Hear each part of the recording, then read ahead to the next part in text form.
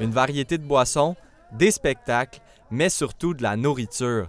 Les Fêtes gourmandes de Lanaudière étaient de retour pour une 19e édition au Parc des cultures de Saint-Jacques. Une édition toujours aussi gourmande et festive avec 60 exposants agroalimentaires, la scène de spectacle, donc des artistes toute la fin de semaine à voir, les démonstrations culinaires, le challenge barbecue, donc on a des activités toute la fin de semaine pour tous les goûts. Une nouveauté était d'ailleurs proposée cette année alors qu'un podcast sur des bières de la région était enregistré sur place. D'ateliers de bière, donc pour faire découvrir aux gens justement nos bières lanaudoises. On a tellement de belles micros puis tellement de beaux produits ici dans la Lanaudière.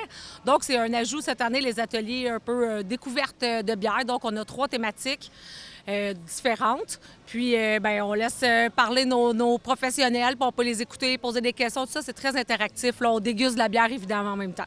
Pour Alex Turcotte, porte-parole de l'événement et fondateur de Projet Barbecue, c'est un beau partenariat qui lui permet de revenir dans la région où il a grandi.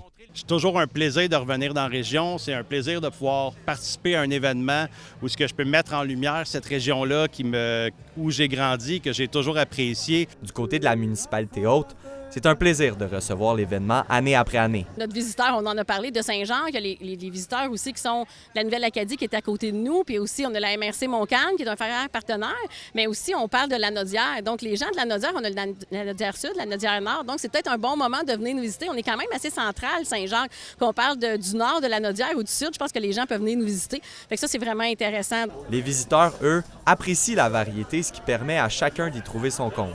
On trouve que c'est un site extraordinaire, c'est hyper bien organisé. Yves Lambert, on est contente de venir le voir, ça fait longtemps qu'on le suit. Puis une petite soirée entre amis. Ça fait du bien une soirée. L'été, c'est parfait, la température est au rendez-vous, c'est idéal. C'est sûr que c'est de goûter et boire des produits de la région, là, un peu. C'est quelque chose qui se fait à Saint-Jacques, on habite proche. C'est le fun pour nous de pouvoir se déplacer là, pas trop loin, puis venir prendre une petite bière, manger une poutine. Puis... À chaque année, c'est le fun de découvrir un peu les nouveautés. Là, j'ai pas eu le temps de me rendre très loin, mais je vois qu'il y a déjà des changements. J'ai hâte de voir les nouveaux exposants aussi. Il y a toujours des belles nouveautés à ce niveau-là. Les spectacles aussi, ça attire son lot de gens, puis c'est toujours une belle programmation. Fait qu'on est vraiment content d'être ici ce soir. Les fêtes gourmandes qui se sont déroulées sur l'espace de 4 jours ont permis d'attirer pas loin de 20 000 personnes sur le site.